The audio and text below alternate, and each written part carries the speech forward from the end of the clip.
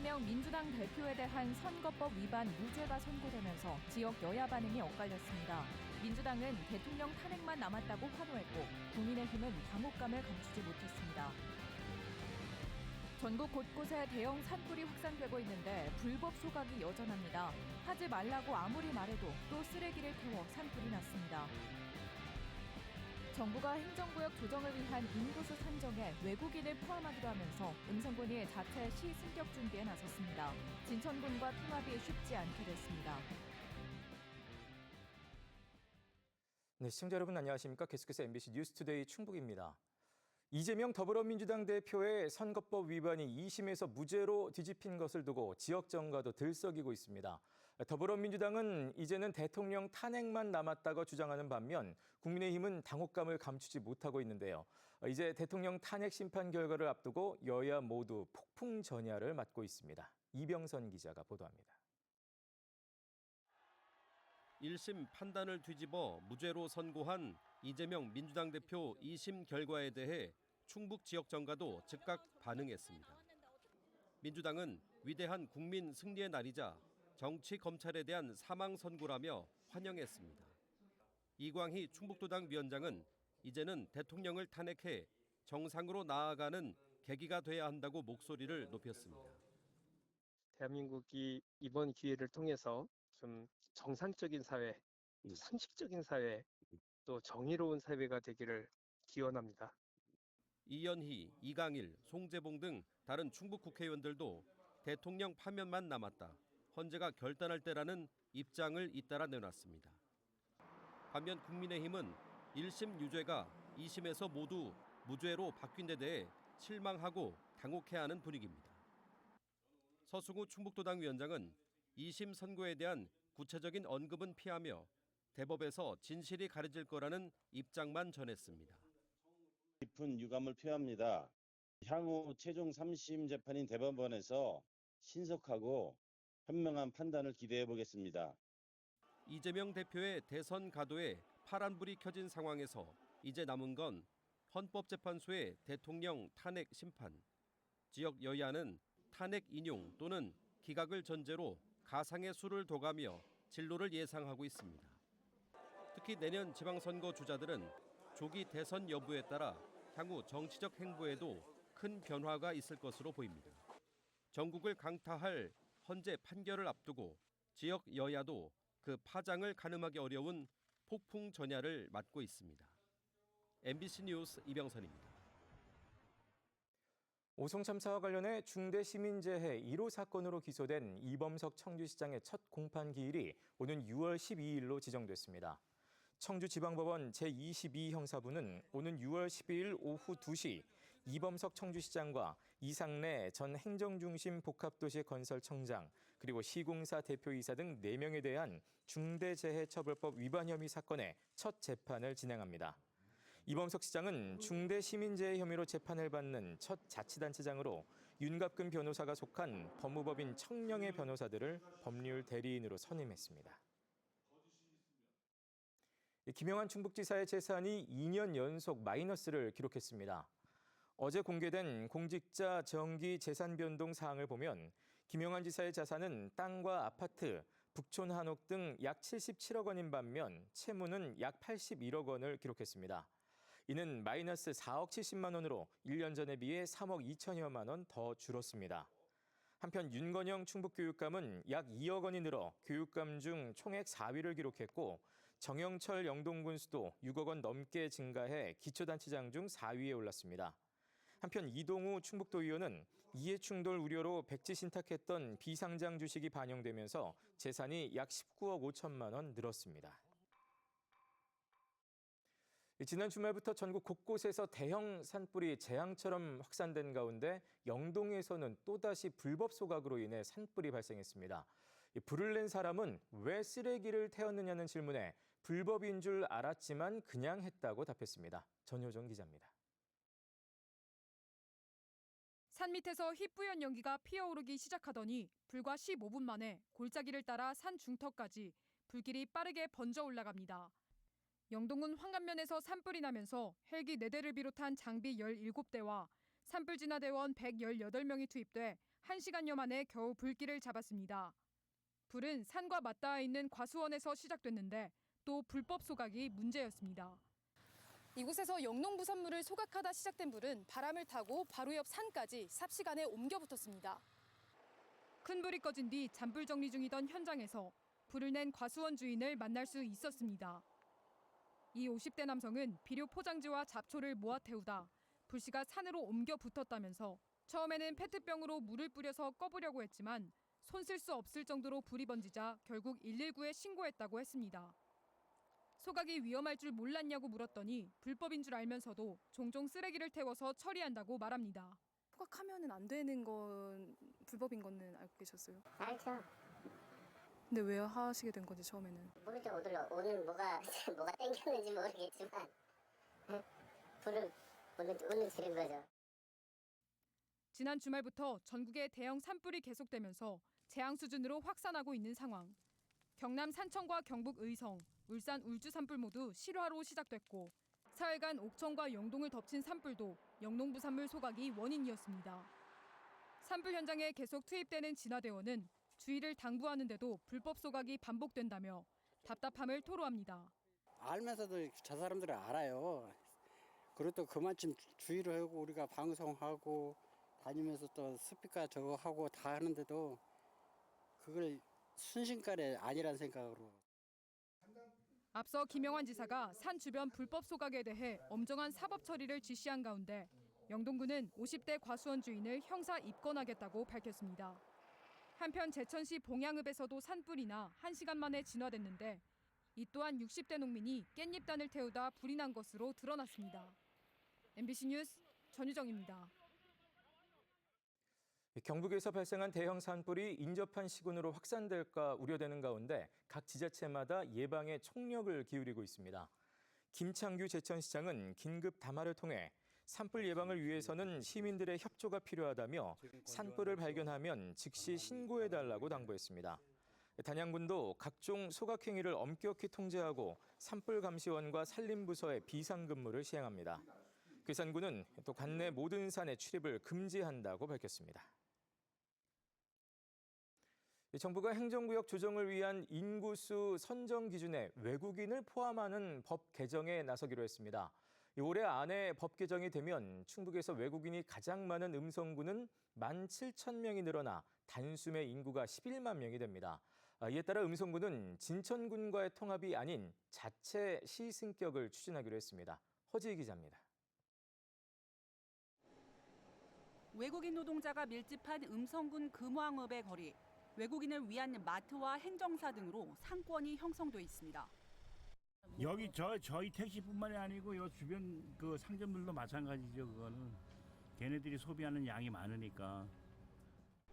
지난 2025년 2월 기준 음성의 등록 외국인은 14,015명, 외국 국적 동포 3,098명까지 더하면 17,000명이 넘는데 충북에서 가장 많습니다. 이 때문에 음성군은 본회 최초로 외국인 지원 부서와 외국인 지원센터를 운영하며 재정과 행정력을 제공하고 있는데 몰려드는 수요를 감당하기도 어려운 실정입니다. 이 사람들의 애로사항을 들어줘야 되고 그 애로사항을 결국 해결해 줌으로써 정착을 유도할 수 있다. 이런 부분들이 좀 극대화된 것이 아니냐 이런 생각을 좀 하고 있습니다. 하지만 현행 행정구역 인구수 산정에서 외국인은 제외되고 있는 상황. 이 때문에 음성군은 행정 재정력을 투입하고도 교부세 등에서 불이익을 받고 있습니다. 비슷한 문제를 아는 전국의 지자체가 이 문제를 지속적으로 건의한 결과 행정안전부가 외국인도 인구수에 포함하기로 결정했습니다. 인구 소멸과 노동력 감소 상황에서 외국인 상주 인구가 증가하는 변화를 반영하기로 한 겁니다. 해당 법령이 개정되면 9만 1,000여 명이었던 음성군 인구는 거소 외국인 등이 더해져 단숨에 11만 명 가까이로 올라섭니다. 특히 대소면 인구는 인구 2만으로 늘어 곧바로 읍승격도 가능해집니다. 음성군은 현재도 외국인이 지속적으로 유입되고 정주 여건도 개선되는 만큼 2030년까지 인구 15만 시승격도 가능하다고 보고 있습니다.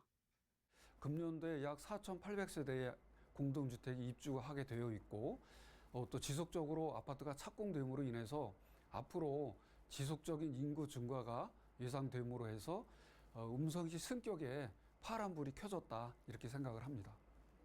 음성군이 독자 시승격을 계속 추진하면서 충북 혁신도시 주민들을 중심으로 추진 중인 진천과의 통합은 변수가 생긴 상황. 음성군은 현재 혁신도시에 일원화된 행정기구 설치가 더 시급하다며 진천과의 통합은 사회적 합의가 이루어지지 않았다는 입장을 재확인했습니다. MBC 뉴스 허지입니다. 청주시가 추진하는 현도면 재활용 선별센터의 건립이 충청북도 심의를 통과했습니다. 재활용 선별센터 건립이 가능하도록 부지 용도 변경이 허가된 것인데요. 한편 건립에 반대하며 대규모 집회 삭발 시위까지 벌인 주민들은 행정소송에 나서겠다고 밝혔습니다. 김영일 기자입니다. 재활용 선별센터 건립에 반대하는 청주시 현도면 주민 300여 명이 실력 행사에 나섰습니다. 트랙터로 중무장한 주민들은 선별센터의 운명을 결정할 산업단지 심의위원회가 진행 중인 충북도청 앞에서 집회를 열고 부결하라고 압박했습니다. 선단심의위원회 반드시 부결하라! 부결하라! 부결하라! 삭발 시위까지 벌인 주민들은 주택가에 나와 있던 재활용 쓰레기까지 들고 나와 환경오염에 대한 우려도 제기했습니다. 이것이 재활용입니까? 쓰레기입니까? 여러분들이 판단해 주십시오. 비공개로 진행된 회의, 1시간이 넘게 진행된 심의를 거쳐 결국 부지용도 변경안은 가결됐습니다. 청주시가 재활용 선별센터 설치를 놓고 지역 주민들과 갈등을 빚은 지 9달여 만에 사실상의 모든 절차가 마무리된 셈입니다. 청주시는 오는 7월 착공을 목표로 현재 진행 중인 설계 용역을 서둘러 마무리하고 주민 설득 작업도 병행하기로 했습니다. 사실상 중요한 행정 절차들은 다 마무리가 되거든요. 그래서 신속하게 진행을 해서 좀 7월 초에는 착공이 될 수 있도록 이렇게 노력을 할 예정입니다.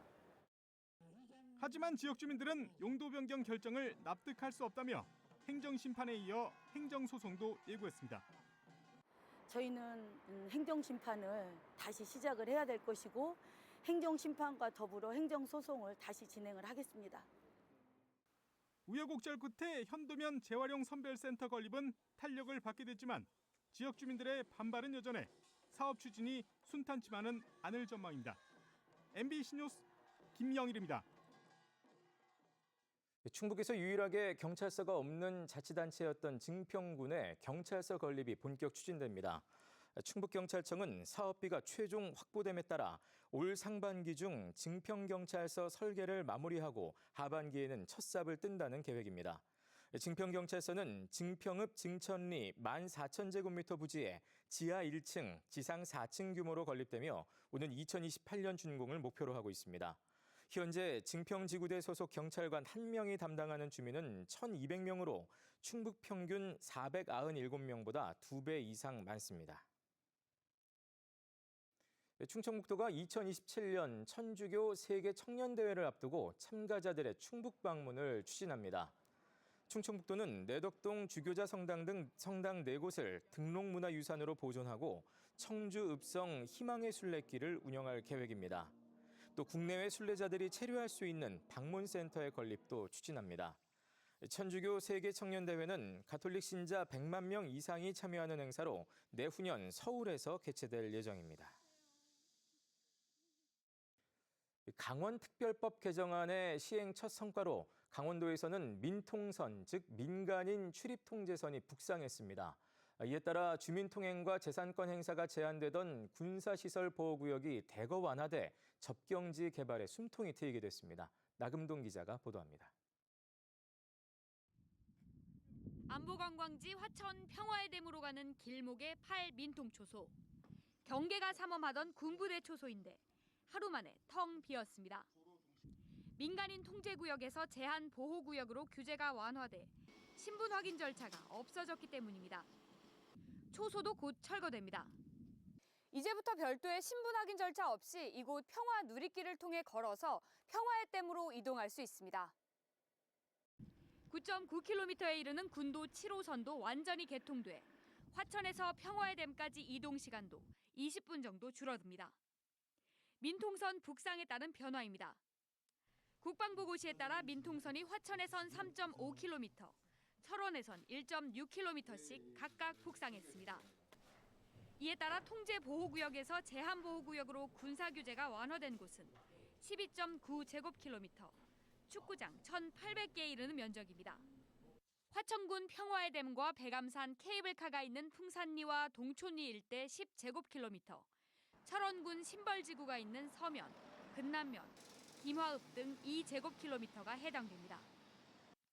묶여있던 재산권 행사는 물론 관광지 개발도 가능해졌습니다.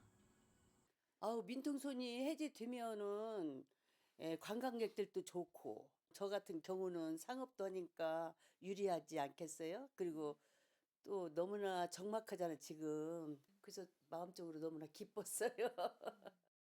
지난해 6월 강원특별법 개정안 시행으로 강원도지사에게 군사보호구역 해제 건의 권한이 부여된 뒤 첫 성과입니다. 건축물 신축도 다 가능해져서 재산권 행사가 가능해졌고 또 여러 가지 그 편의시설도 설치가 가능해져서 관광 이런 것에 아주 활성화 효과가 기대가 됩니다. 강원도 DMZ 접경지 행정구역은 철원과 화천, 양구, 인제, 고성 5곳. 아직도 전체 면적의 절반인 2,300제곱킬로미터가 군사시설 보호구역으로 묶여 있습니다. MBC 뉴스 나금동입니다.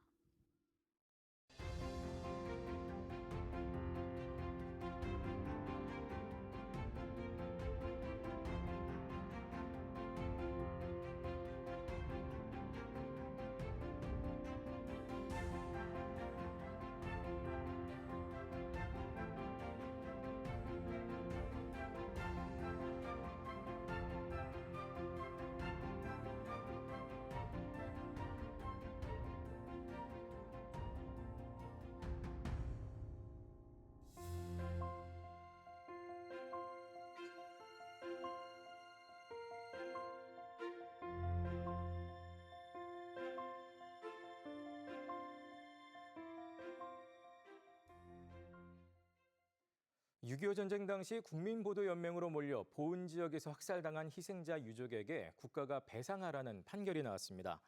청주지법 민사 8단독은 희생자 2명의 유족들이 낸 손해배상 청구 소송에서 국가가 유족 4명에게 모두 3억 7천여만 원을 지급하라고 판결했습니다. 앞서 지난해 5월 진실화해위원회는 보은과 청주청원 보도연맹 사건 희생자 20명에 대해 진실규명을 결정했습니다. 음성군 소재 전문대인 강동대 교수 2명이 교수 채용 과정에서 점수를 조작한 혐의로 검찰에 넘겨졌습니다. 충북경찰청은 지난해 1월 강동대 모 학과 교수 채용 심사에서 특정 지원자를 선발하기 위해 점수를 조작한 혐의로 50대 교수 2명을 불구속 송치했습니다. 경찰은 조작 결과 실제로 점수가 가장 높았던 지원자는 떨어지고 차점자가 교수로 채용된 것으로 파악했습니다. 경찰은 서류 심사와 면접 심사 점수를 조작한 증거를 확보했고 해당 교수들은 혐의를 부인한 것으로 전해졌습니다. MBC 충북 공개홀에서 열리는 충청북도 교육도서관의 월간 인문학 강연 통섭의 광장이 올해도 시작됐습니다.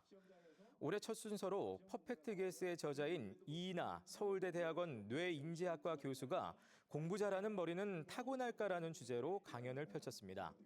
한편 다음 달에는 10대를 위한 정치사전 저자인 김지은 박사가, 오는 5월에는 소설가로 변신해 인어사냥을 쓴 배우 차인표 씨가 각각 강사로 나섭니다. 네, 뉴스를 마칩니다. 고맙습니다.